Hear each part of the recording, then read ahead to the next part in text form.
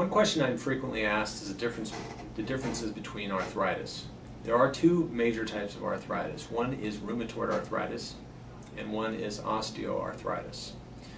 Rheumatoid arthritis is an autoimmune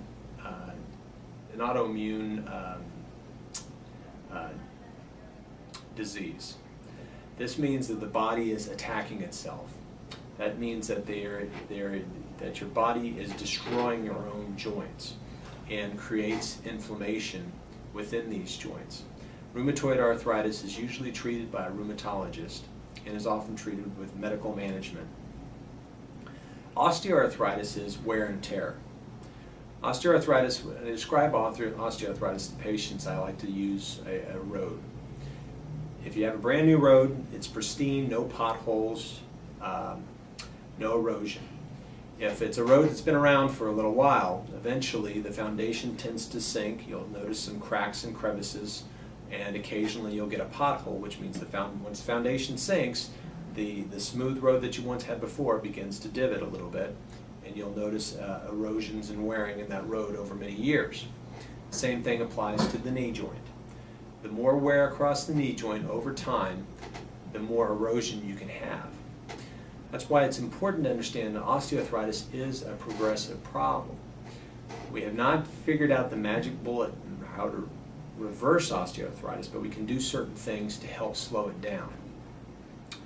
And in certain patients where there's an incredible amount of stress in the knee due to, there's a number of patients where there's a certain amount of stress in the knee is due to weight management issues, and definitely unloading or relieving some of that stress across the knee by losing weight is a big benefit. Also, modification of activities. High impact activities in patients that already have arthritis may cause further arthritic change or may cause exacerbation of further problems regarding their arthritis. So I do recommend low impact activities. Activities such as swimming, biking, elliptical, Pilates, yoga.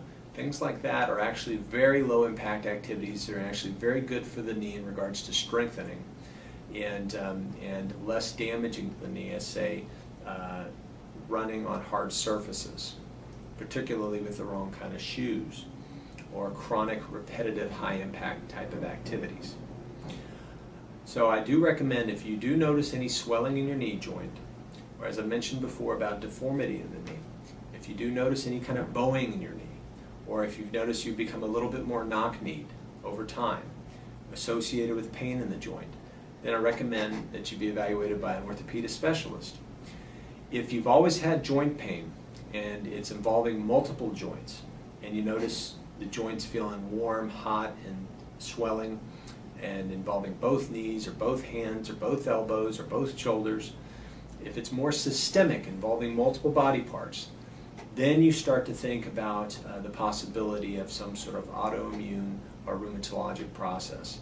And that I would definitely recommend being evaluated by a rheumatologist or your primary care physician to actually get the appropriate blood work to make that diagnosis. Otherwise, go to your standard orthopedic surgeon, and he can probably do those tests as well.